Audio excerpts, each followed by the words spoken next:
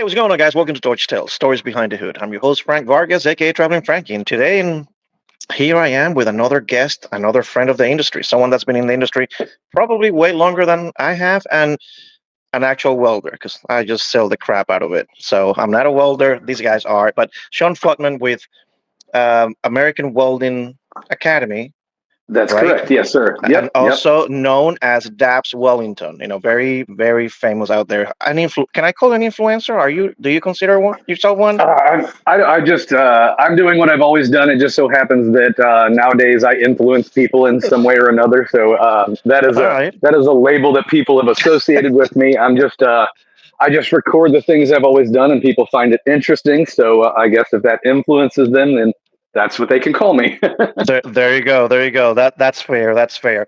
So of course, because of social media, I've known about you for a while, and then I finally got to meet you at that great event in Tampa, Inc. TV.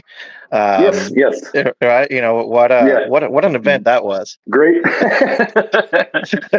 It was interesting. It was definitely something that I'm never gonna forget. So that was awesome for whatever reason. But so of course I've heard some of the other podcasts you've done with a good friend of ours, Jason Becker, and all that. But Hmm. usually I don't do enough homework where I'm not hungry for information. Like I really legitimately want to know, like, why the hell are you here? Who are you? What's going on? What do you think? And so on, so on. So that's kind of how we're gonna start. Fantastic. All right. So where are you from, and are you from the same area that you're in now?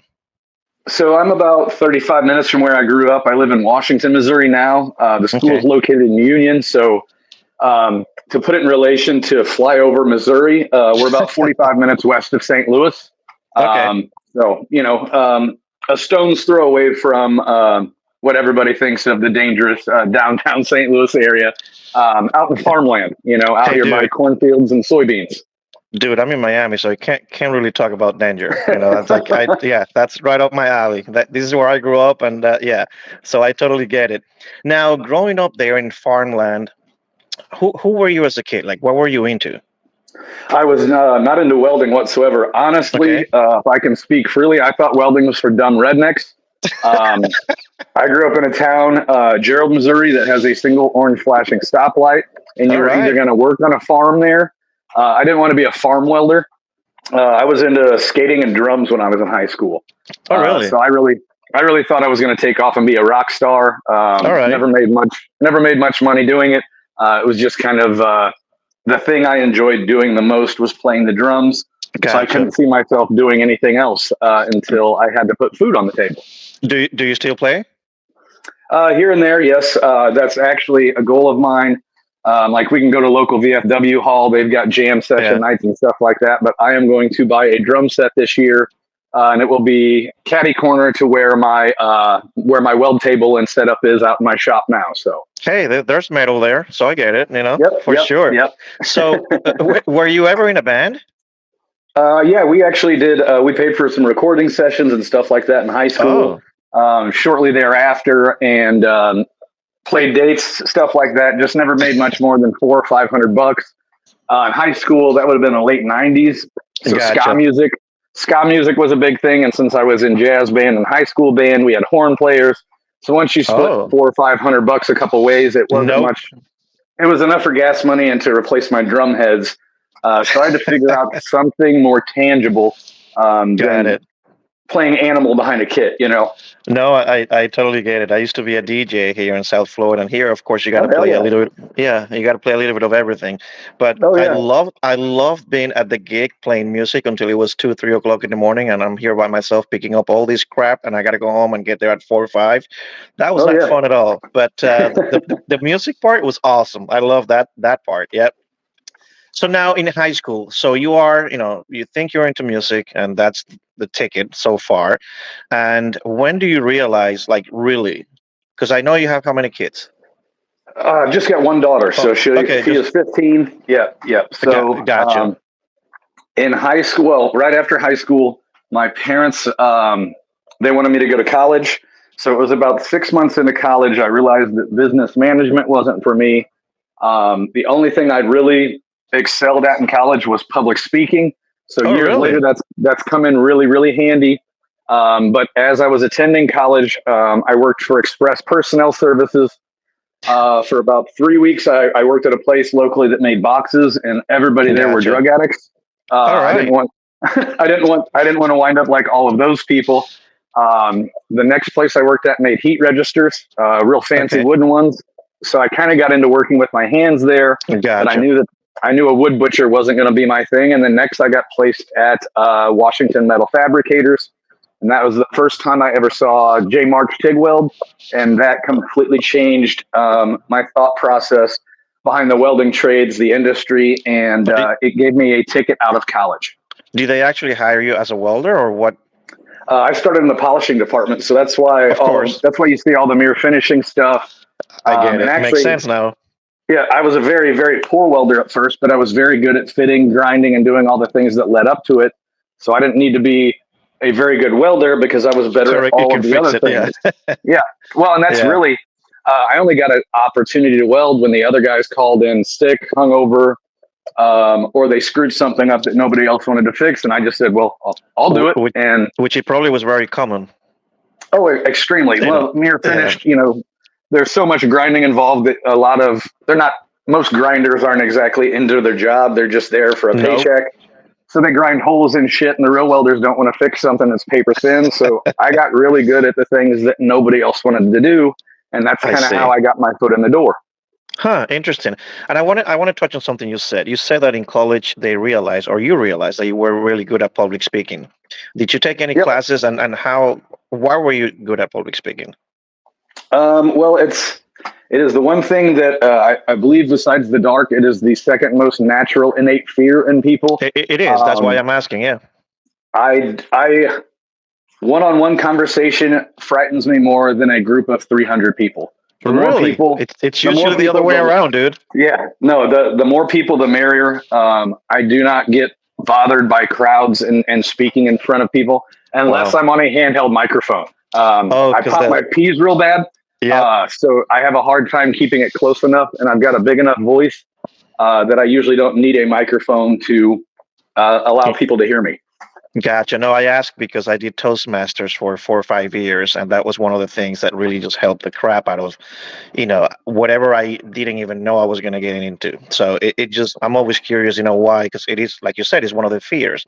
Now, as you are finishing college and now you are working and kind of getting your first hands into welding, at that moment you don't have a kid yet, do you? Or yes? Oh, no. Gosh, I would have been 19 at the Hey, time. So hey, I was I 17 when I didn't. had my first kid. By the time I was 20, I had my second. No, I didn't. So, I didn't have Ava until, gosh, I would have been 30 years oh, old whenever I had her. So oh, okay, cool. Now, when you are working, and again, when you came in as a grinder, as finisher, did you see yourself, okay, this is it, this is the career, this is the industry I'm gonna kind of try and see what happens? it's something that I've always enjoyed working with my hands. That's why drums were, something I enjoyed so Got it. much. Um, it was. I knew that I didn't want to be a polisher forever, but I knew that I didn't have time to go to a welding school. That wasn't something that was there wasn't an abundance of training in the trades in the late 90s. So I knew that that was my way to work my way up the ladder. And I basically just found guys that were not that great and tried to take their jobs. All right, I can respect that. That's awesome. So how long were you there? I've been just about at every employer I've ever worked for about 10 years. Oh, really? Wow. Yep, So I guess I'm a is that long-term pure investment luck, or kind of that's guy. I see. So are you a loyal guy? I guess, is that what you're saying? Well, that's something my father instilled in me. He worked for Beaufort Transfer Company his entire life. He always said, get in somewhere and work your way up. So that's what I did. For 10 years at Washington Metal Fabricators, 10 years at Stork, and now I've been at the school for going on almost 6 years now. So, Wow, that's amazing. Now, so what was the one thing that you think that you learned the most working for somebody else doing the actual work? that there's always a need for someone that is cross-trained. So that Huh. was kind of my secret, that I wanted to learn everything at every shop. That way I was the most valuable employee on the floor. That is so true. That is so true. Especially, but that you got to be hungry for that because most people just like, they're paying me just to do A. But if they're not putting their own time to learn B, C, D, then definitely you just kind of that one trick pony.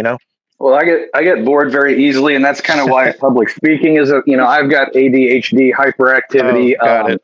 So having a lot of irons in the fire is how I mitigate occupying my mind without medication. Hey, I'm glad you found something that worked. So Well, that's that's why welding works so good. It's putting blinders on a horse. Otherwise, I'm all over the place. If you put earbuds and a welding hood on me, then it is I can sit still and that's therapy. Yeah. yeah, weld production for 10 hours straight, and it's therapy and time dilation all wrapped up into one. That is so true. Before I ask a few more questions, how much welding do you actually do nowadays? Anymore, gosh, the bulk of my welding would happen in the evenings and weekends at my shop. I Okay. got to weld today at the school. All right. I did I don't know, about an hour and a half of stick welding, which is completely Oh, out of my wow. normal my That normal. was going to be Well, my next question. Yeah. we had our competition at the school last weekend. So I spent the last 6 months of my life recruiting high school seniors that are really, at the high school level, they really only have a chance to get into stick welding, oxy fuel, and the basics. So Gotcha. they razz me a lot at the school because I'm not a stick welder. Um, so I like to prove that I'm Do you like still the willing to challenge? Yeah. learn, even though I'm well into my 40s here. Just because I can't do something doesn't mean I still don't have the tenacity to figure it out. If you beat me at something today, I'll work my ass off until I catch you and ultimately beat you. That's what I've done my whole life. Um, I'm incredibly motivated by spite. I love it when people tell me what I'm not capable of. No, that's awesome. Plus, the students, especially where you are now, they're looking at someone like you. I'm like, oh crap! If he can do this in his 40s, I better catch up myself because, it becomes now a whole challenge, between you and them. So that's awesome. Well, I Now, can show them the value of learning a broad scope or spectrum of skills early on. Otherwise, there will be a point in your life where someone is capable of doing something that you're not, and that pisses me off. So that drives me. that is so true.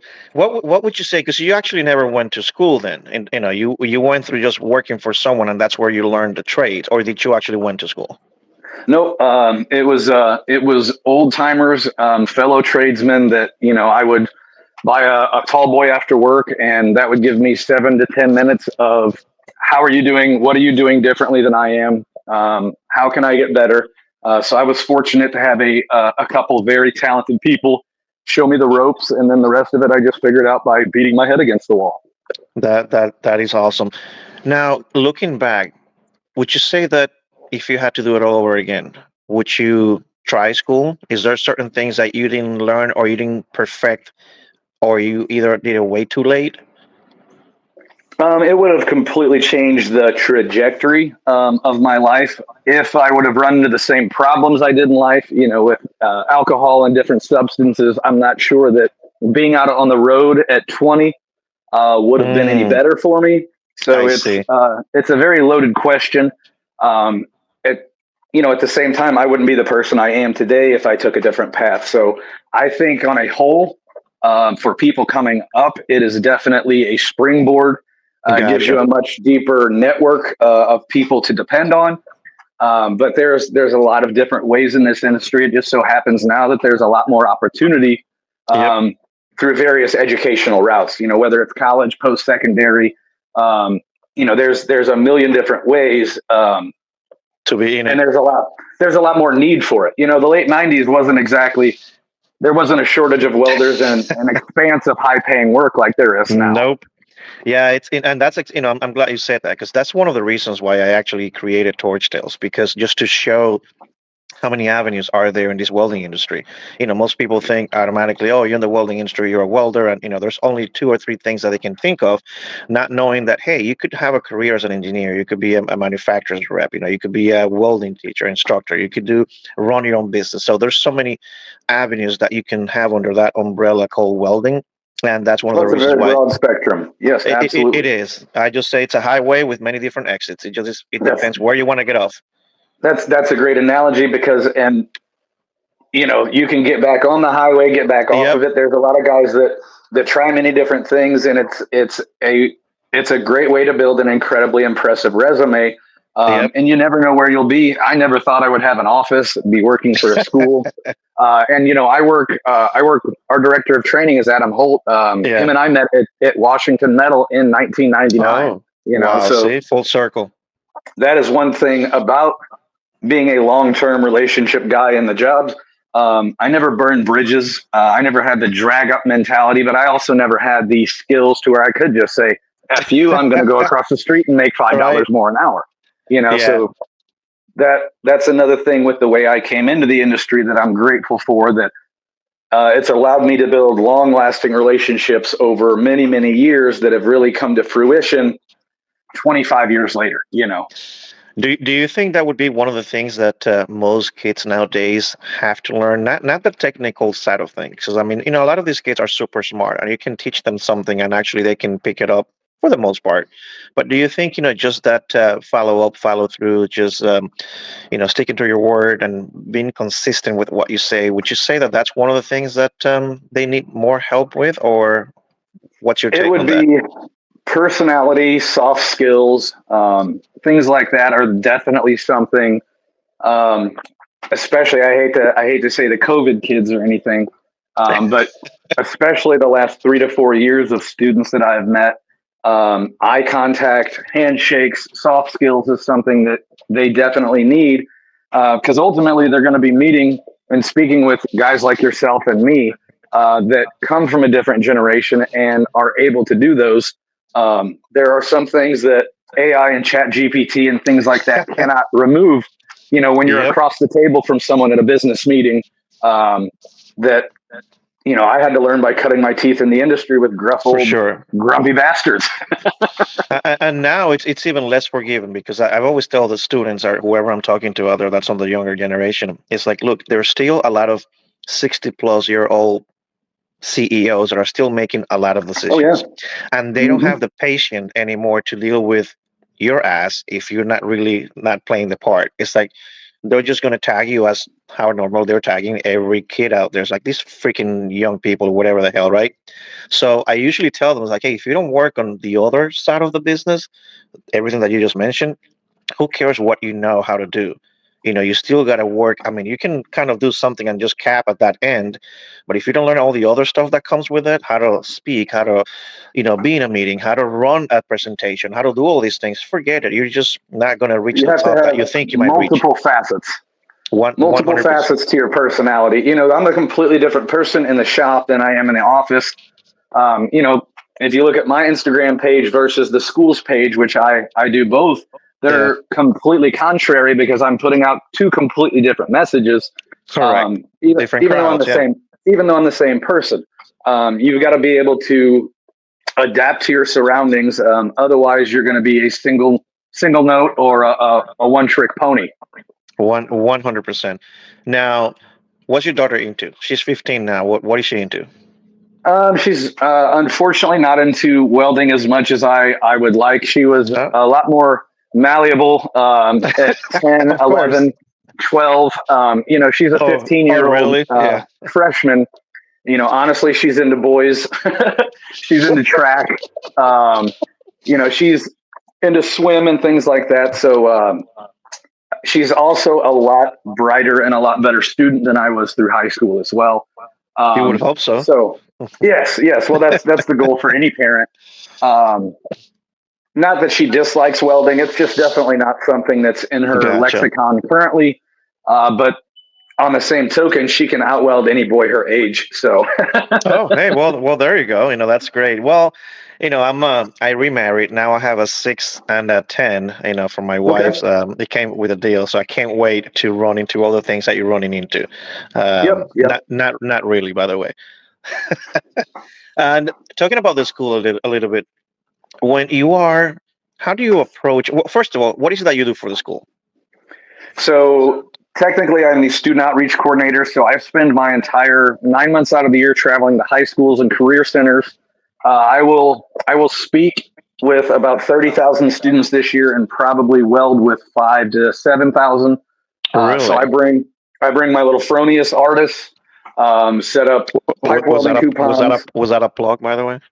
Oh, possibly. Well, I bring it up because it works in schools that were built in the 70s. It works, it's something that I can bring anywhere. And as long as they have a bottle of gas, it is ready to weld. And then I go to high schools, give a quick 20-minute speech, and then hang out and weld for the rest of the day. Because that's what it would have taken. Cool. When I was their age, I had guys come to my school and talk about welding, and all they did was talk. Hands-on. There's nothing like hands-on. Yep. That's what it took. If someone would have came and handed me a TIG welder in high school, I would have figured out that this is something I love 5 to 6 years sooner. And, Lord knows how that would have affected my career path choices. I would have been able to verbalize to my father, Bob Flottmann, why this was a better opportunity and how I could make it work better than conventional college. Gotcha.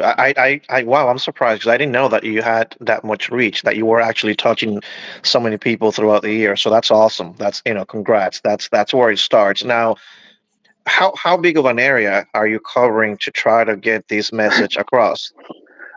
This year alone, I'll have gone from Green Bay to about Little Rock, and from Kansas City over to Bardstown, Kentucky. I was up across by Portage. Kendallville would be about as far north in Indiana that I've gone. But I get pretty good coverage over a 4 to 6 state area every school year. Wow. Now, how do you reach out to the schools and say, hey, high school, I'm Sean and I want to come talk to guys out there? Like, how does that happen? That is where social media comes in incredibly handy. Because the first year I started here, it was COVID. So getting into schools was almost impossible. Right. But I started looking through FFA chapters, reaching out to those instructors. And it's a pyramid scheme from there. Once you make a good impression on one, you get 3 more visits, because every instructor, I shouldn't say every, but most come from industry. So if you make a good impression on one, they're like, man, you need to go see this guy. You need to see this guy. So over the last 5.5 years, I've built a pretty good network to where now I get to be a little more choosy. We've got a couple deal now. I get it. Well, no, I just got, there are, if you've got 100, let's even put it into sales, all right. If you've got 100 potential sales, there are definitely 30 of those, are going to be ones that are in the pocket. So obviously I'm looking for places that I have a good rapport with, and places that are of interest. Shoot, a lot of times 30%, Sean. I'm glad with a 10%, out of 100. I'll take 10. I was looking for the biggest schools, and there's a lot of schools, say in Columbia, Missouri. There are 3 giant career centers all within a 1.5 mile radius. I don't have nearly the impact in a college town that I do a farm town. That took a little time to figure out that rural students are far more interested in welding, even though there are less numbers. Finding the right setting to make my presentations is just as important as just booking a year worth of visits. It's getting in front of the right clientele, if you will, and especially students that are exposed to welding before I ever got there. I see. And do the schools have to get a permission from the board, or the principal has the authority just to say, sure, come in? It would depend. Some schools, especially if they're attached, to a college, they don't like me coming in there. But through Missouri, there is a very in-depth career center program that is teaching not just welding, but cosmetology, building trades, all kind, HVAC, diesel mechanics, things like that. So they are interested in offering options for their students after high school. Other states, a lot of college programs are pushed on them, which I have no problem with that. But there's a lot of hands out in the field that don't need any more tangible education. They need trade math. They need hands-on experience. You're going to spend 2 years in a college paying for things that you'll never use out in the field. That's so true. The only thing there is a lot of times those colleges are incentivized by A+ programs and things like that, so students can attend for free. Got it. that's when you get older, you start to realize that a free lunch is not always of the best value, you know. Nope. Nope. Now, the American Welding Academy. How long have they been around? What do they They were do? they were What are established in 2019. okay? We've got a fabrication program, kind of my background, Okay, and then most of our students would attend the pipe welding program. It is mostly pressure vessel code. gotcha. So we're supplying students for refineries, chemical processing plants, power production. Um, just mainly, most of our students are interested in getting out, traveling, working shutdowns, turnarounds, because they know that that's Of where the course. most money is when you're inexperienced. Yep. And so, how long are the semesters usually, for the most part? 12 or 24 weeks. Gotcha. And how many students are you guys going through in a yearly basis? Right now, we have got, so the winter would definitely be our slower season since we're Of getting course. most of our students from high school. This summer, we would have about 74 students between our first and second shift. And that is basically where we're at now. I would anticipate another 20 to 30, hopefully, if all goes well, before the summer is over. Gotcha. And do you, because I think I've seen him or I've seen something on social media. You guys do welding competitions and some events throughout the year? Yeah, actually, we just had our competition this past Saturday, and we had 200 students out here. Gosh, it was about 550 people in attendance in total. Wow. I will actually have a bunch of video and stuff to edit through and post on our Facebook and Instagram page and stuff Got it. like that. But it was an awesome event. It's really cool to see parents, instructors, the local community, different. And engaging You know, with we've each got other. Yeah. different contractors and stuff out here because these people are looking for them even before they sign up to let them know. As long as you can do X, Y, and Z, here's what will You be got a job. available 6 months from now. Yes. That is awesome. So you guys do this once a year? The competition is once a year, and then we have other events, open houses, and things like that. But I mean, there's a shitload of work that goes into an 8 hour competition. I've already got messages. You should do this more often. It's like, yeah, Of course, I right? know, but Yeah. Right. Yeah. Yeah. Only if I had three of me, right? Yeah, I get it. exactly. It's a lot of stress and work for everybody, but it's a great way to showcase the talent, and it really opens the parents' eyes to the gravity of the situation and the difficulty at which these students are mastering skills that a lot of adults scoff at. Got it. Does the school work with the AWS? Is there, you guys do, Oh, absolutely. I work with the AWS a lot. The school does extensively. They had a booth out here. Thomas okay. Medina was out over the weekend. We were talking about their open enrollment for their scholarships right now. And God, I think over the last calendar year, we would have got 60 to 70 different scholarships, whether they be for the program Gotcha. or different avenues. We've got instructors that are using resources from the AWS to continue their WIs and stuff like that. So Now, what would you say is the biggest? I It's okay. interrupt this there. It's all good. What would you say is the biggest thing that Well, surprised you coming into a vocational or a school? Like the one thing that once you got there, you go like, "Wow, I didn't think this was going to be that way," or "Oh, wow, this is pretty cool." Like either or. Like what was the one thing that once you got in it, you go, "I had no clue that this machine moved this way."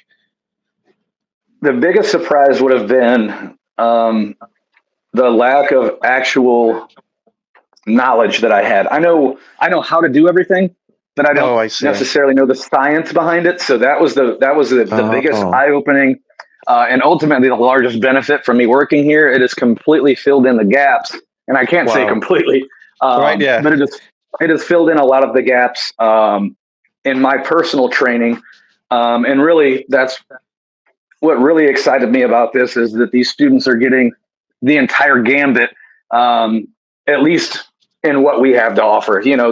Like I said, we train for a pretty specific area of industry, so there's a lot of other avenues out there.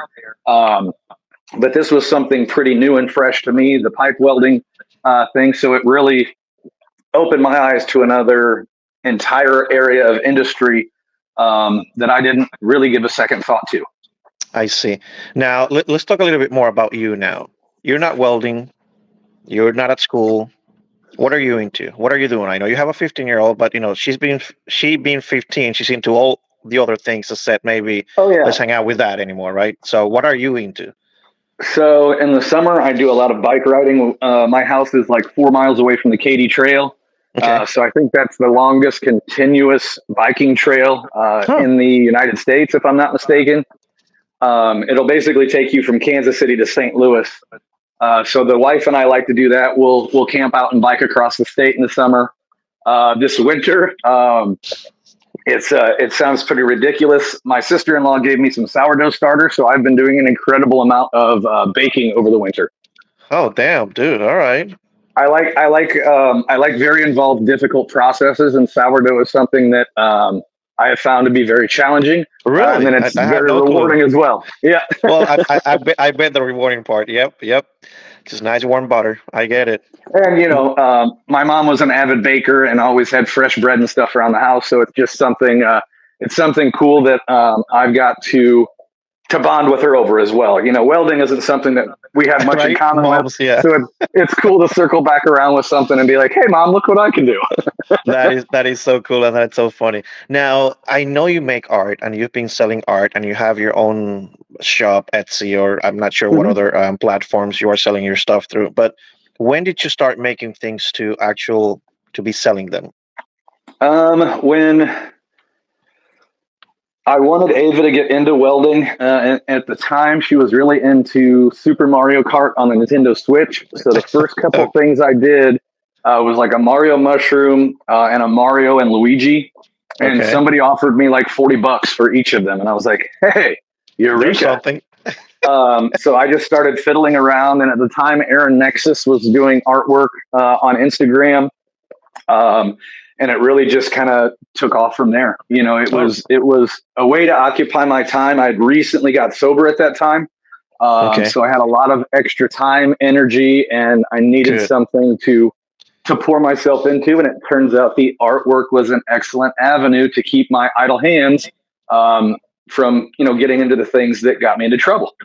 Well, I'm glad to hear that this outlet, definitely got you out of trouble. I think, because I've always said there's nothing wrong with getting into trouble and going through a rough patch because now you get to compare where you don't want to be anymore. And especially when you're older, you can kind of like, well, this is definitely not the age that I should be effing up, right? So I'm glad For that sure. right, right. You're not in your 20s anymore. Things don't get fixed as quick as they used to. Yeah, But absolutely. but now, so you are selling, you go, okay, I'm going to start making this. How many pieces are you making? How many pieces do you keep stock? Do you make it on commission? Like, how does that process works? Most of them are commissioned. Okay. I've got, I don't know, I probably got 12 in my basement and haven't sold. So I do some passion projects. Okay. Um, and really last year, a lot didn't sell, just Okay. because I don't think people have the extra money to waste on mirrored stainless artwork. Um, Well, they were kind of my, waiting to see what was happening in the world, making sure there's like, yeah. yeah, when the economy's good, my business is fantastic. So last year I did a lot more subcontract work and Okay. things like that, just because I like to weld, but I need to get paid for it. Oh, really? What a um, concept. yeah, so this year, so far I've sold a handful already. So hopefully things are turning around. But a lot of the things I did last year too are things that I really wanted to do. The things that I like and the things that people pay People for might, yeah. typ- typically aren't the same. Um, they'll sell Now, eventually. is this something that you always want to do? Like, you think you'll be wanting to make art all the time Oh, for sure. how, If I had more time, I would like to do larger sculptures and things like that. It's just I have a hard time. I need to have projects at this point with traveling that I can start and finish in the same day or the same weekend. ooh, that's Otherwise, if tough. I Yeah.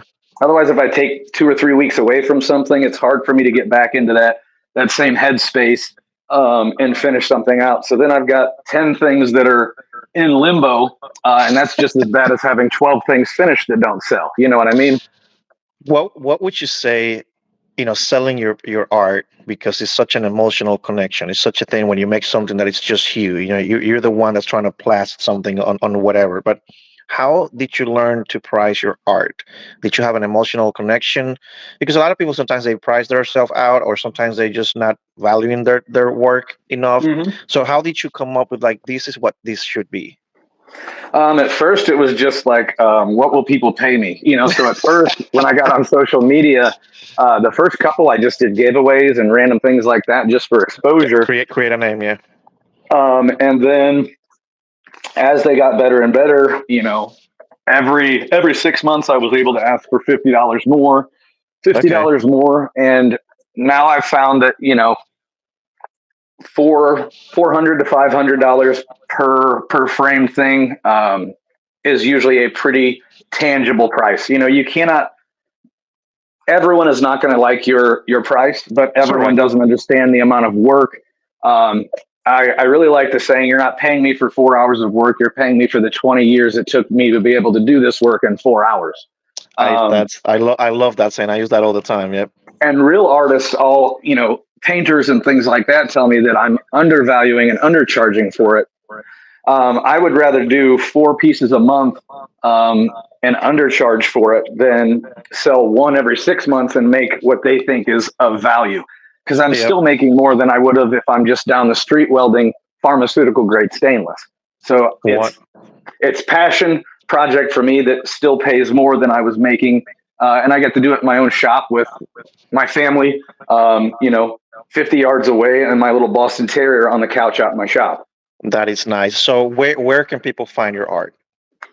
Um, there would be examples of it on Instagram, and then I do have a handful that are still active on Etsy. But like I said, most of the stuff that I'm doing would be one-off requests. So a lot of times I'll just make a single sale and then put that up on Etsy, and then if I don't sell another one, that active sale will come down in 6 months or something.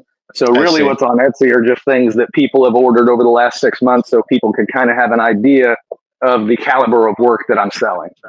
Got it. That's pretty cool. Now, going back to the professional setting, what would you say the biggest problem is with employers now? What are they looking for, and why are they having? You think it's only just because there's such a shortage, or because they're still trying to demand the same quality of work and professionalism from when they were growing up, or do you think they need to become more flexible on what they're looking for?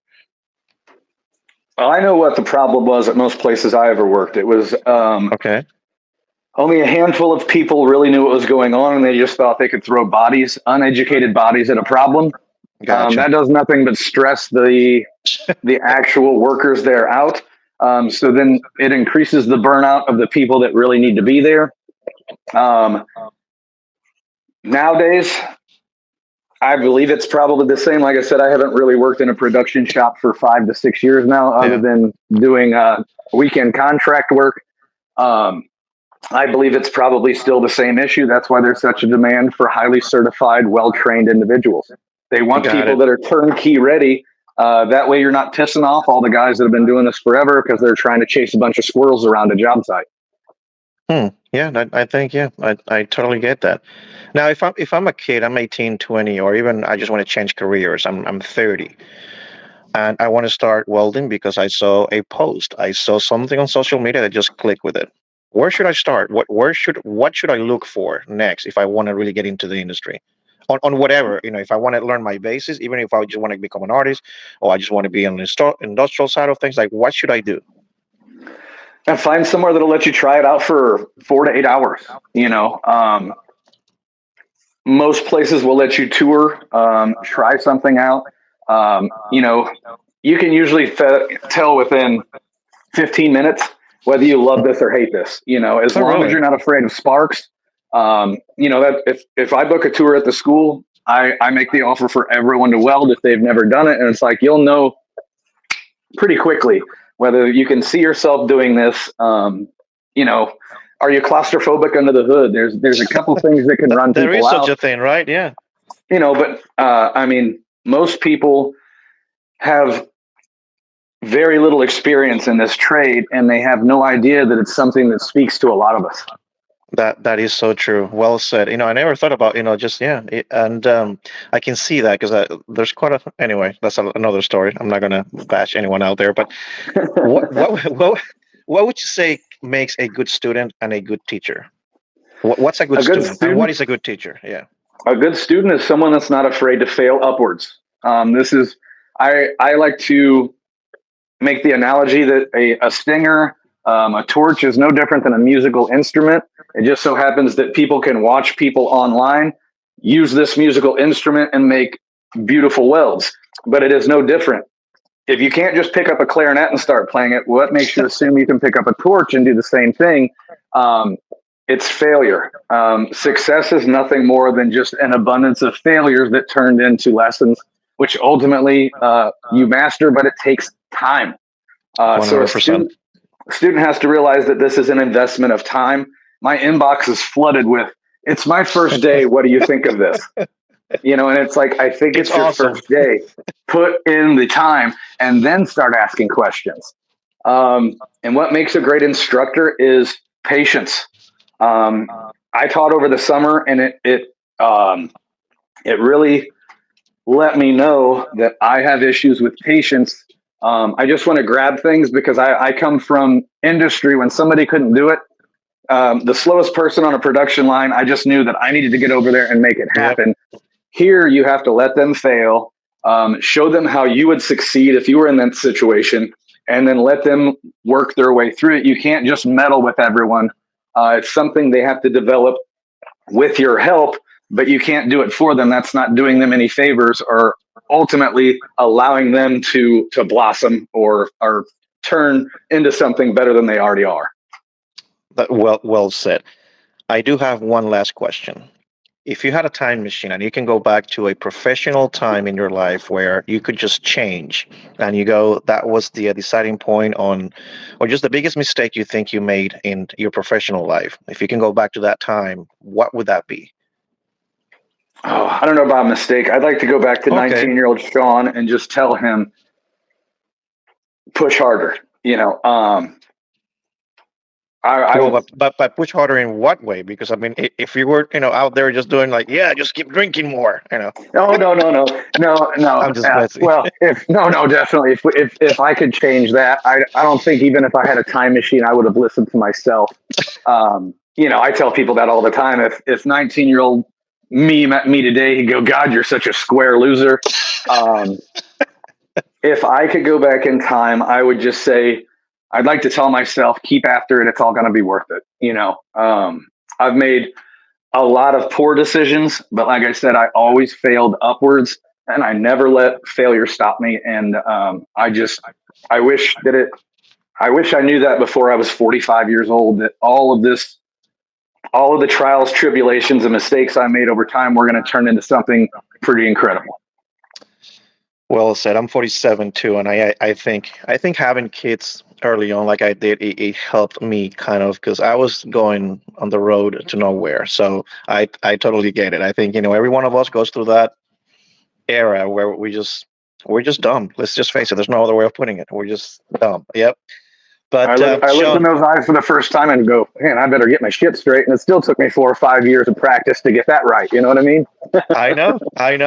Even till this day, most of the time I don't know what the hell I'm doing, but I'm still doing what I think is right by others. At the end of the day, Yeah. that's what I try to do.